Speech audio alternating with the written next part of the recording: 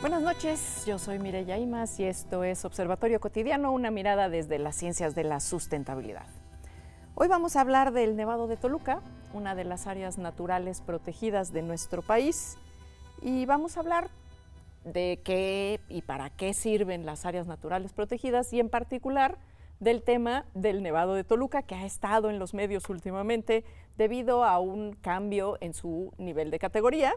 Y por supuesto también vamos a hablar de las personas que viven en estas áreas naturales protegidas y en particular en el Nevado de Toluca. Y para ello me acompañan esta noche en el estudio Gloria Tavera Alonso. Ella es directora de la región Centro y Eje Neovolcánico de la Comisión Nacional de Áreas Naturales Protegidas. Gloria, muchísimas gracias por estar aquí con nosotros. No, al contrario, buenas noches. Y también está con nosotros Zenón Cano Santana. Él es investigador de la Facultad de Ciencias de la UNAM y pues viejo conocido.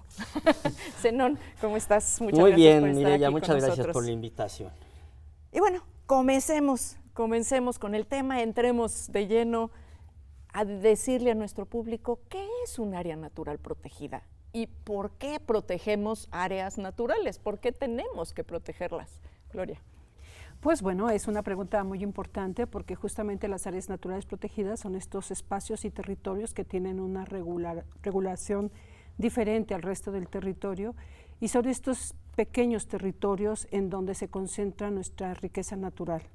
Es parte del patrimonio de todos los mexicanos y generalmente son ecosistemas que están poco vulnerados o cambiados en su estructura original y que prestan una serie de servicios ecosistémicos a las sociedades humanas, pero también son muy importantes para mantener la vida dentro de estos territorios.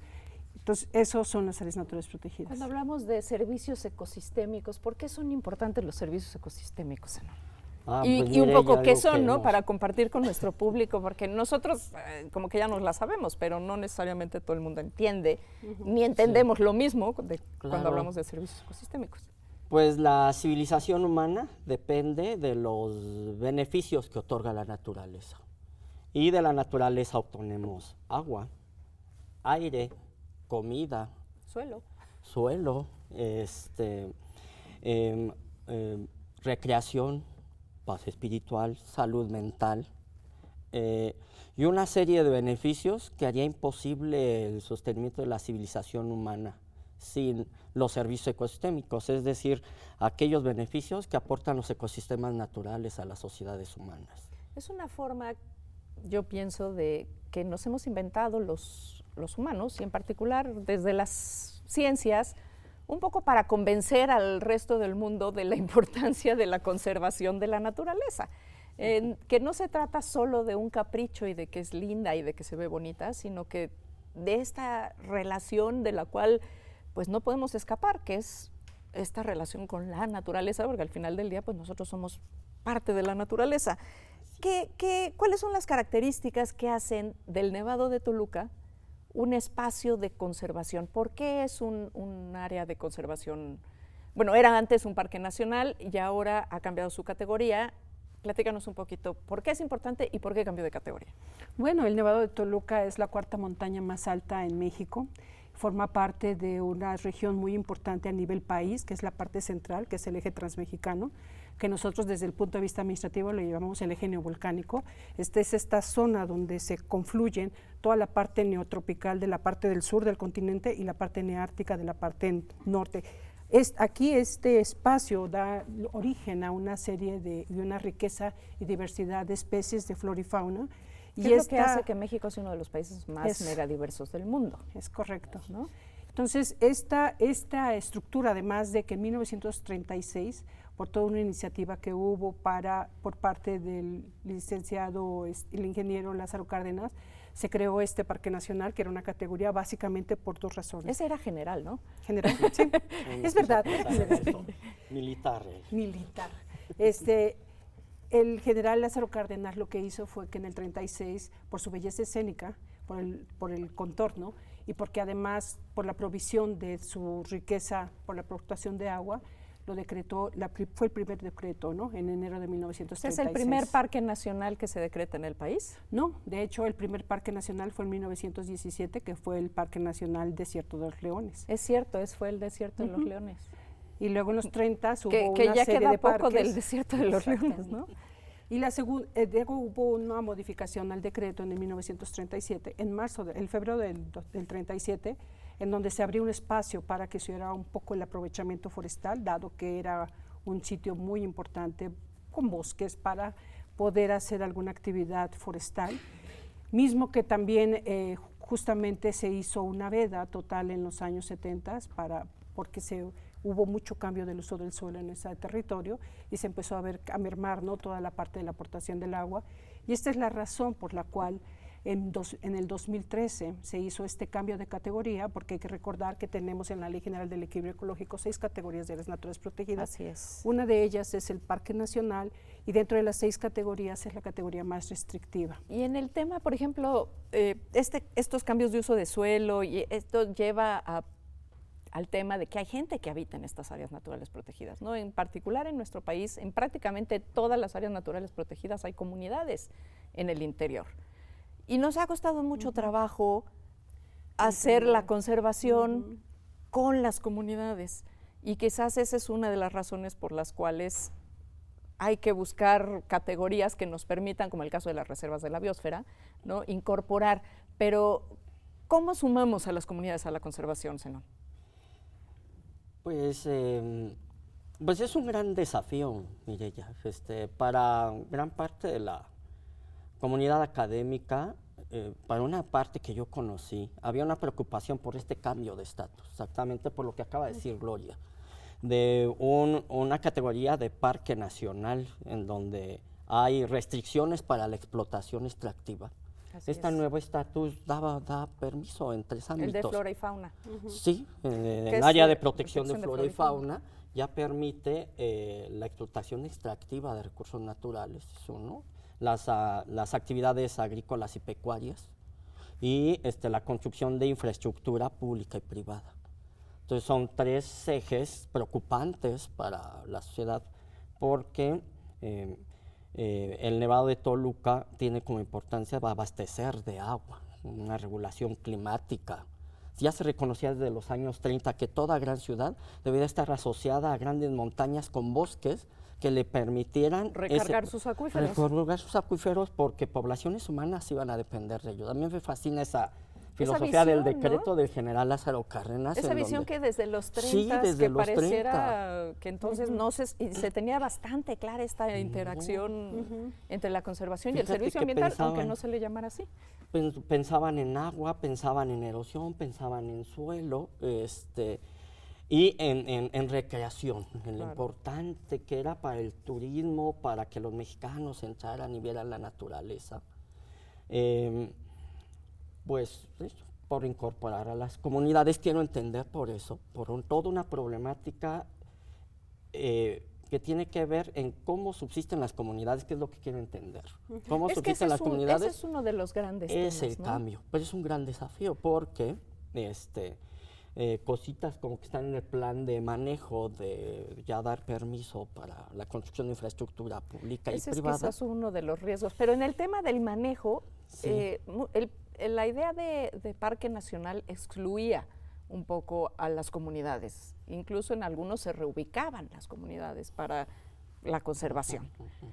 Y yo creo que ya no hay país que pueda, salvo algunos espacios muy reducidos, conservar sin tocar. O sea, de mírese y no se entre, mírese y no se toque, ¿no? En estos espacios habitan comunidades, incluso comunidades a las cuales les caen los decretos como por arte de magia. Sí, desde, ¿no?, arriba. Sí, así, claro, desde arriba. El reto aquí es cómo hacemos conservación con las comunidades. Justamente, sí, no, adelante, no, por supuesto. Bueno, hay que recordar un poco toda esta parte de la conservación en México. El 80%, más del 80% del territorio de México tiene dueños y son los propietarios, son los ejidos y las comunidades. Es muy alto el costo de pasarle la factura de la conservación a los que son los dueños de los territorios. Estamos hablando que en México tenemos 177 áreas naturales protegidas. Estamos protegiendo aproximadamente el 12% del territorio nacional. tenemos muy claro que somos el cuarto país a nivel mundial en biodiversidad. Somos un país que por su ubicación geográfica a nivel global contiene una serie de ecosistemas menos la tundra, ¿no? Entonces esta diversidad hace esta riqueza y nos y obliga, y nos genera una responsabilidad Justo. importante, no solo para México, sino para con el mundo. Tenemos esta responsabilidad de conservar este territorio, por eso la Comisión Nacional de Áreas Naturales Protegidas, y su misión justamente es esa, la de conservar el patrimonio natural de México para el bien común. O sea, y eso es importante regresar un poquito en este comentario, porque justamente lo que necesitamos hacer es voltear nuestros ojos y ayudar y hacer que ese bien común sea la responsabilidad compartida.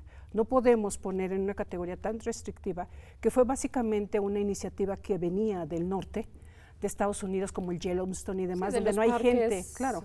donde Entonces no habitan personas, se ¿no? estableció, y lo que hicimos ahora, justamente en el 2013, con este cambio de categoría, es actualizar la verdadera vocación del territorio, y lo que se estaba promoviendo es la parte ilegal o clandestina, que no permitía que verdaderamente los dueños de los ejidos y los dueños de la tierra pudieran accesar a los recursos naturales. Es bien importante que ellos accesen, porque es su tierra, y van a ser los primeros en conservar este Sobre territorio. todo tierra que no se ha pagado en términos de que nunca ha habido un resarcimiento por el decreto, ¿no? De manera de que haya otras formas de vida en las que ellos pudieran desarrollarse o inclusive conservando sus propias tradiciones y culturas. De esto y más, y vamos a hablar sobre el plan de manejo, qué fue lo que cambió, por qué es importante y cuál es el debate que ha surgido, sobre todo en la comunidad académica, sobre esta nueva forma de categoría, ¿no? de protección de flora y fauna del Nevado de Toluca. No se vaya, que regresamos en un segundo.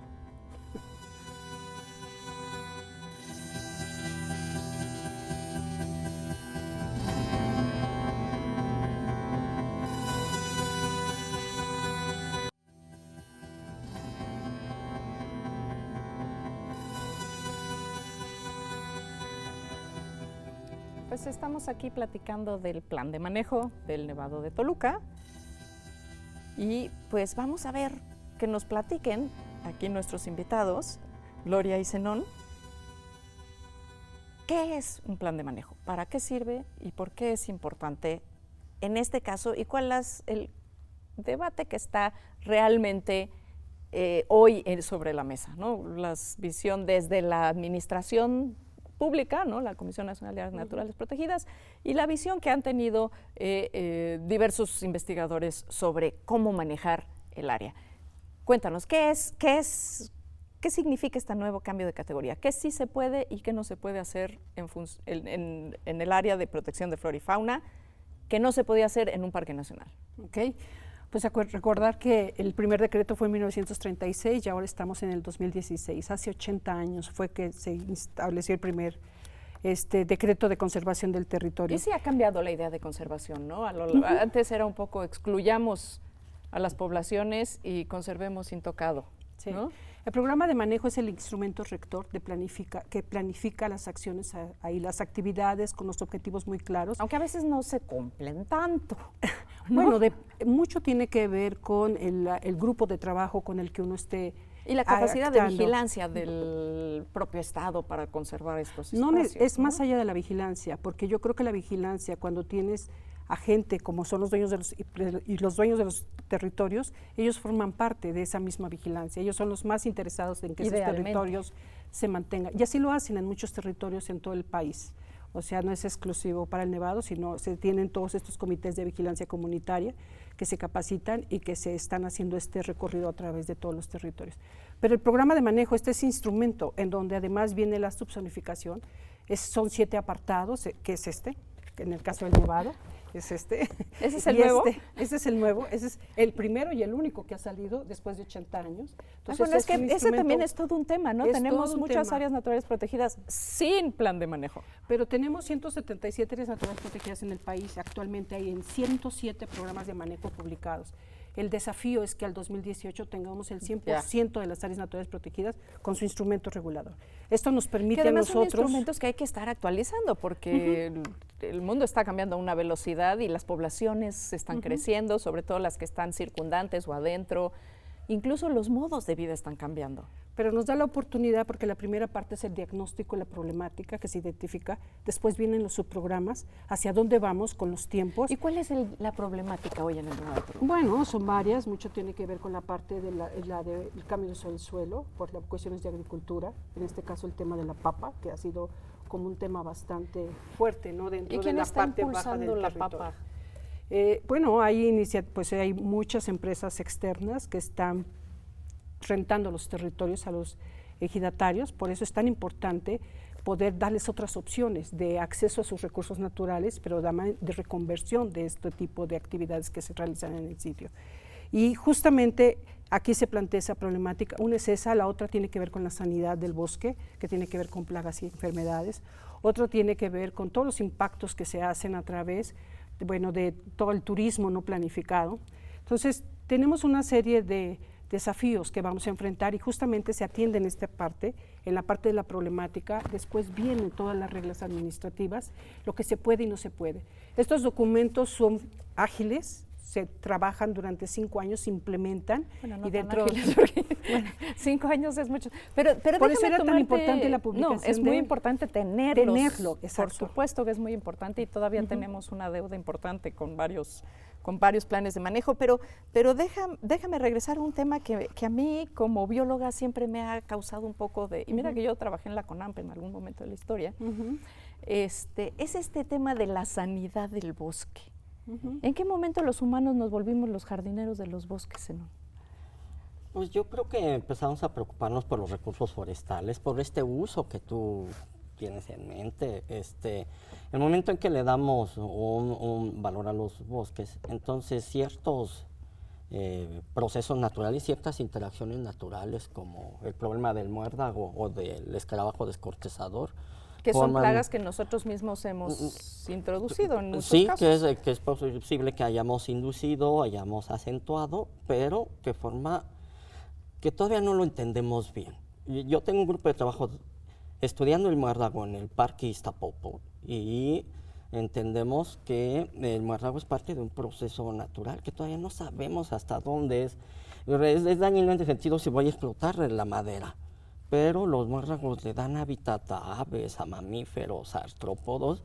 Entonces es un asunto más o menos complejo que todavía ese es el tema, que a mí a veces se me hace bolas no porque... logra ver. Yo veo en el muérdago pues una especie de... Se dice que los parásitos de los bosques son una especie de sistema inmune que permite reducir la dominancia de los árboles, de las especies dominantes, para que las especies codominantes estén presentes. Entonces eso acelera la diversidad. Entonces una visión pues distinta, ¿no? Es que nosotros tenemos una visión utilitaria de la naturaleza, los vemos como plagas.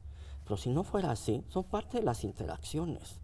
En México, por ejemplo, no hay un programa de protección de los parásitos, por ejemplo, que es un tema muy delicioso, pero que los biólogos le damos vuelta. Sí, porque hablamos de parásitos y se nos enchina el cuero a todos los que no somos biólogos. No, es que enemigos naturales de las plantas que nos interesan, no. Desde el punto de vista de la academia. Eso apunta, y ese es el tema justo que yo quiero poner en la mesa, que tenemos que traer al siglo XXI el tema de la conservación. Así es. O sea, ya no podemos seguir haciendo conservación con esa visión del pasado donde había plantas buenas, plantas malas. El árbol que había que conservar era el que estaba derechito, porque ese era el que íbamos a tener la mejor madera, etcétera. Y que tenemos que aprender a coexistir con la diversidad natural y aprender a manejar los bosques con toda esta diversidad, incluyendo lo que no nos gusta, ¿no? O lo que pensamos que no es adecuado porque... Tenemos una idea de la maldad o bondad de algunos interactuantes en la naturaleza. Así es. O el fuego. El fuego mismo, ¿no? El fuego mismo nos hemos... parte de la dinámica de este tipo de ecosistemas.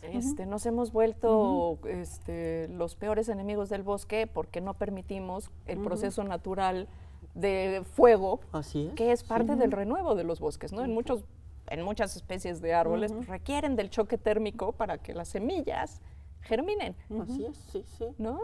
Sí, y con eso se envejecen los bosques. La naturaleza es compleja y estamos nosotros aprendiendo a entenderla porque no logramos tener el inventario nuestras áreas naturales protegidas y las vamos a empezar a manejar. Entonces, ¿Y tú hay desde la preocupaciones. ciencia, los planes de manejo actuales están recogiendo esta preocupación desde la ciencia o todavía nos estamos quedando a deber? Yo siento que es un muy buen esfuerzo. Leí cosa gruesa que trae Gloria, que me lo envió Gaby a mi correo, lo revisé. Es muy interesante porque es cómo se puede manejar cada subzona dentro de la complejidad del Nevado de Toluca. No es a tabla rasa. Reconocen unas zonas que necesitan manejo de muérdago, otras que necesitan protección estricta. El cráter se protege porque ahí hay especies endémicas En de las alta lagunas, montaña, sí. ¿no? Que por cierto es un lugar maravilloso. hay vestigios arqueológicos. Exacto, miren, en o sea, esas lagunas, bueno, son heladas como agua de congelador, pero la verdad es que son un espacio Sí, maravilloso. pero sí hay preocupaciones porque, por ejemplo, aparece la palabra restauración ecológica muchas veces. Bueno, luego Y ahí yo eso no digo, siempre es cuánta garantía. inocencia. Yo que he hecho restauración ecológica implica invertir. Entonces dicen, pues aquí se puede hacer restauración, aquí también, también. ¿Quién lo va a hacer? La restauración ecológica es un mecanismo para devolver la trayectoria histórica a los ecosistemas que han sido perturbados o destruidos. Para eso hay que conocer la trayectoria Y primero. hay que conocer la trayectoria y hay que invertir dinero, tiempo, esfuerzo, trabajo. No hay quien se haga responsable, que es uno de los puntos angulares que yo le doy. Que eso en general nos pasa mucho con los programas de manejo, ¿no? La palabra financiamiento no existe. La busqué, búscame en todo el programa, financiamiento. No existe. No aparece. ¿Quién lo va a hacer? Las comunidades van a poner eso. Tal vez están pensando en que las comunidades, porque yo creo que es un buen primer esfuerzo. Sin embargo, No, yo bueno, creo y hay que más. exista ya un plan de manejo con Sí, el cual ahí hay podamos ciertas debatir, directrices. ya es una Pero que ganancia, vamos a ¿no? ver, y Una el gran hecho de ganancia. que menos del 5% del Nevado de Toluca sea la zona núcleo, pues es otro aspecto como crítico. ¿Por qué se redujo tanto la zona núcleo? Bueno, hay que recordar que cuando se hizo el primer decreto estaba por arriba de los 3.000 metros, ¿no? Sobre el nivel del mar. Y bueno, ahora la extensión ya está muy definida. Antes acuérdense que nada más eran toponímicos y ahora están 53.590 hectáreas, ¿no? Las que forman parte de este área de protección de flora y fauna. Y justamente es una categoría de la cual dependen muchas especies. Por eso es protección de flora y fauna. Entonces, no se redujo, o sea, simplemente en base a la estructura, a la vocación, a las comunidades, a la situación actual, etcétera, es que se definió el uso del suelo, y la parte más pequeñita es la de preservación en algunas partes, que es la parte de la zona núcleo y la zona de amortiguamiento, pero no está tan pequeñita. En la realidad es muy restrictiva en la parte más de preservación, sí es como 0.50, pero 3.6% es área núcleo, como 1.900 hectáreas de Es las muy poquito. 53.500. Es Sí. muy pequeñito. Y es ¿Y que- cuál ha sido la reacción de las comunidades frente a este nuevo plan de manejo? tenemos Bueno, este nuevo decreto y plan. Tenemos 54 ejidos y comunidades adentro del territorio del Nevado y tenemos aproximadamente 5.000 personas dentro, o sea, las faldas que están o que tienen territorios dentro de estas 53.000 hectáreas. La respuesta ha sido bastante positiva porque finalmente se está respondiendo un poco a esa necesidad y, como dijiste atinadamente, necesitamos poner la conservación en el siglo XXI, con las condiciones actuales, con la situación actual, en donde debemos de dar vuelta y verdaderamente hacer involucramiento de la sociedad, de las instituciones académicas. No viene financiamiento porque esperamos que todo mundo ponga su parte Híjole, ahí en ese es luego sentido. luego donde la puerca tuerce el rabo, para decirlo mal y pronto, Zenón, de cierre. Vamos a ver, perdón. De cierre, ¿qué quieres dejar en esta idea? El siglo XXI es un siglo de desafíos. Los problemas ambientales son actuales y las decisiones que se tomen van a depender de la sociedad que se proyecta al futuro. Yo sí muestro una preocupación en el hecho de que este cambio de estatus de parques nacionales, áreas de protección de flora y fauna, sea ya una constante, porque el crecimiento de las poblaciones humanas es inevitable. Entonces, también el uso de la naturaleza y esta posibilidad de proteger parques de los cuales depende la regulación del cambio climático, el aprovisionamiento de agua para grandes ciudades o un aire limpio, son centrales, sin mencionar la cantidad de alimentos que dependen de los polinizadores y los la cantidad reguladores. de especies que existen ahí, Sí. que de suyo son importantes. En el Nevado hay ¿no? lince, venado, coyote, zorra gris, ardilla voladora. Me preocupan todos esos seres vivos. Teporingos. Teporingo, sí. Entonces, tenemos que reflexionar, acompañar a las instituciones que toman las decisiones, la academia la debe acompañar, pero la sociedad tiene que participar activamente. Del ambiente depende hacia dónde nos proyectamos. ¿Cómo sumamos a la sociedad en 20 segundos? Forman parte del Consejo Asesor. De hecho, la sociedad está a través de los 21 integrantes de un Consejo Asesor que ya existe y tienen su representación dentro de esta toma de decisiones. Bueno, hay que involucrarlos un poquito más para que estemos un poquito más consensados. A lo mejor falta un poco más de comunicación, pero bueno, para eso estamos aquí, para eso estamos haciendo este programa. Pues yo les agradezco muchísimo a ambos, a Gloria, Zenón, muchas gracias por haber Mireya. venido hoy aquí. Y seguiremos platicando sobre este y otros parques y otros temas de la conservación. Yo creo que eso es muy importante. Muchas gracias por habernos acompañado esta noche aquí en Observatorio Cotidiano, una mirada desde las ciencias de la sustentabilidad. Y como siempre, le agradezco al equipo de TV UNAM que hace posible esta emisión. Yo soy Mireya Imas y lo esperamos la próxima semana. Muchas gracias.